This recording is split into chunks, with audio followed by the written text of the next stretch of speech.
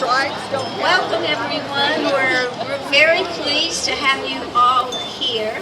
I want to thank all of our Daughters of the American Revolution who are present, and I want to thank those from Joseph Kershaw, Daughters of the American Revolution. I especially want to thank our guests, our children, and our youth from Bethesda. It's wonderful to see you all here. Thank you for coming to celebrate this annual tradition. My name's Eli. During the colonial and early days of the country, bells, church bells, firehouse bells, town and city bells were used to call people together, to alert them to some important announcements or events.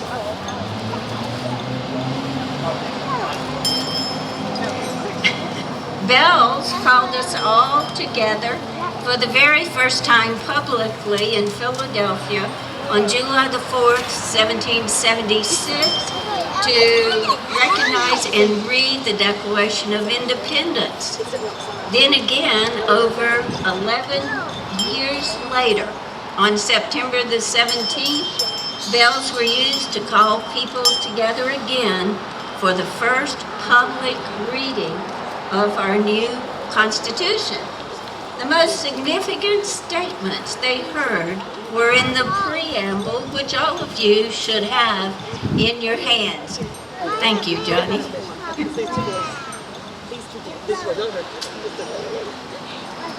This preamble outlined the organization of our republic and the rule of law that would hold the new country together. Many have memorized these 52 words, finding them just as profound today as when first written. This afternoon marks the 238th anniversary of the signing of the Constitution, which is commemorated annually by the ringing of the bells across America. What I'd like to do now is to go through, if you would like to look at your little handout, and I'd like to examine each of the phrases in the preamble. Then we will recite it together. Preamble, the introduction to the United States of America.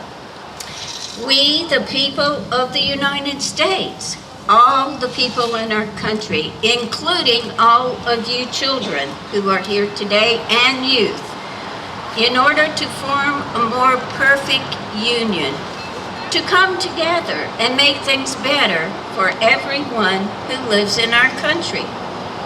Establish justice, to make rules that help everyone get along with each other. Ensure domestic tranquility, to make sure we can live safely in our homes and communities. Provide for the common defense, to protect us from people or other countries who might try to harm us, as in war. Promote the general welfare, to help make life good for everyone. And secure the blessings of liberty. What in the world does that mean? It means to protect our rights and freedoms and not let anyone take them away. Some rights and freedoms are being able to choose our religion, speak our thoughts respectfully, and to get together with friends and family. To ourselves and our posterity, for both children and grown-ups and those who are born after us. To ordain and establish the Constitution.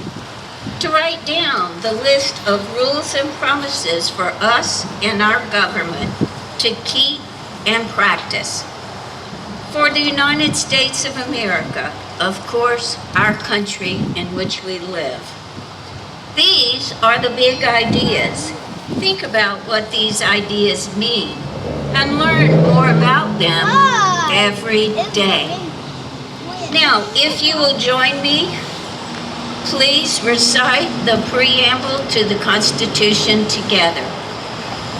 We, the people of the United States, in order to form a more perfect union, establish justice, ensure domestic tranquility, provide for the common defense, promote the general welfare, and secure the blessings of liberty to ourselves and our posterity.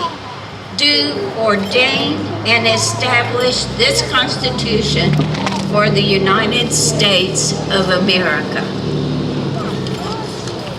As we watch the time, let me check to coordinate our bells with those that are ringing all across the United States of America. Beginning at 4 o'clock our time, we will ring the bells. It's not quite 4 yet. I have 3:52.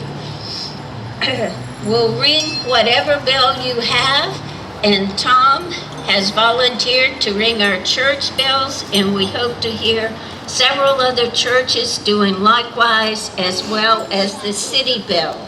So while we wait just a few more minutes, Nancy, our regent, or for those of you who aren't familiar, our president of Hobkirk DAR, is going to share just a few facts with us about the Constitution. Nancy?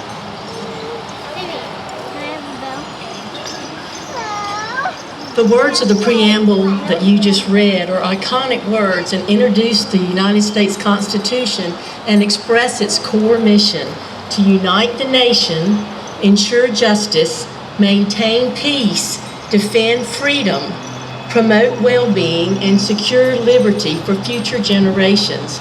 The preamble reminds us that government exists to serve the people and that we, the people, are its foundation.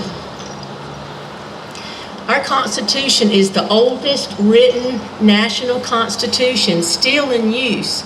It established the framework for our federal government and enshrined the principles of liberty, justice, and the rule of law. Why does it matter?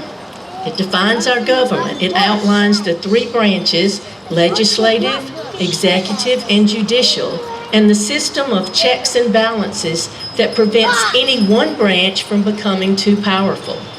It protects our rights. Through the Bill of Rights and later amendments, it guarantees freedoms like speech, religion, due process, and equal protection under the law. It empowers the people. The Constitution begins with "we the people," affirming that government derives its power from the consent of the governed. It adapts with time. Its built-in amendment process allows the Constitution to evolve while preserving its core ideals. The Constitution is more than a document. It's a living promise to every American that freedom, fairness, and democracy will endure. Let Constitution Week, which begins today and goes for a week, be a time to reflect, learn, and recommit to the principles that unite us as Americans. Constitution Week was established by Congress in 1956 at the request of the Daughters of the American Revolution. Constitution Week is a national observance that celebrates the signing of the U.S. Constitution on September 17, 1787, and reminds all Americans of the rights and responsibilities of citizenship. What is its purpose? To promote civic education about the Constitution's history, structure, and enduring relevance. To encourage public reflection on the freedoms and responsibilities guaranteed by this foundational document, and to inspire participation in democratic processes and community engagement. Each year, on September 17th, and in about 3 minutes, Bells rang out across the nation to commemorate the signing of the U.S. Constitution in 1787, just as they did in Philadelphia when the document was first signed. This powerful tradition, championed by the Daughters of the American Revolution, invites Americans of all ages to pause and reflect on the enduring strength of our Constitution and the freedoms it protects.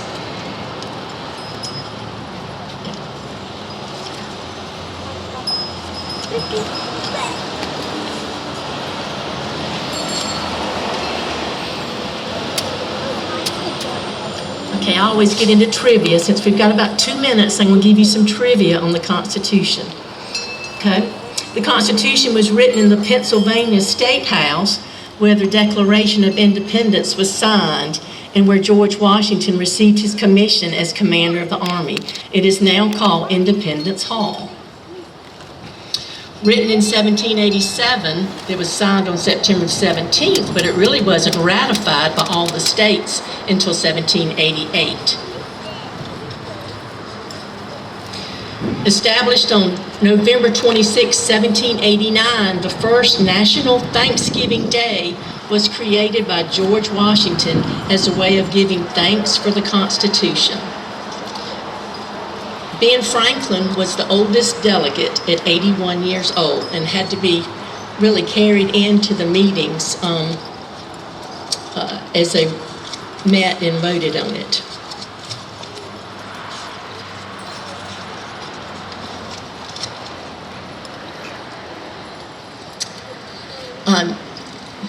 Some facts about the Constitutional Convention in 1787. They would start every morning at 10 o'clock, and members rising had to first address the president, who they elected George Washington as the president of the convention, and he opened the proceedings each morning. They adjourned at 4 o'clock each afternoon.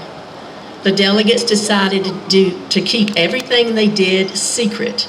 They didn't want the newspapers or the general public to know what they were doing. This way, they could all speak their minds and give their true opinions. They had to keep the shutters closed in order to accomplish this. And so it was always very hot in Independence Hall. 3:59, so we are on the countdown to ring the bells. And after we ring the bells for 1 minute, please remain, as I would like to close with our prayer. So let's watch the clock and listen for Tom. And if all our Hobkirk Hill daughters would come up here for a group picture afterwards, and if there are any parents here and you wouldn't mind us taking pictures of your children, we have to have a photo release in order to do that, but we would love, thank you for all these beautiful children here. We'd love to have some pictures of them that we could post on our website. But thank you all so much for coming. Absolutely. All right, we're waiting.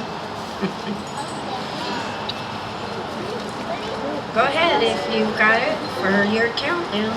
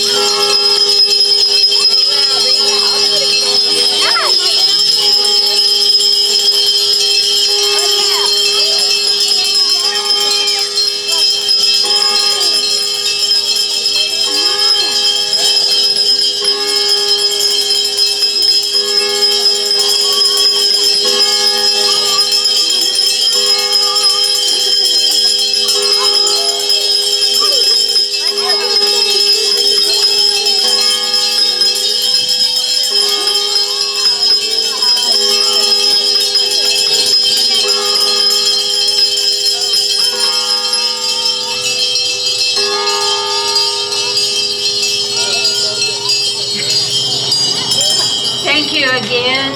Please bow your heads.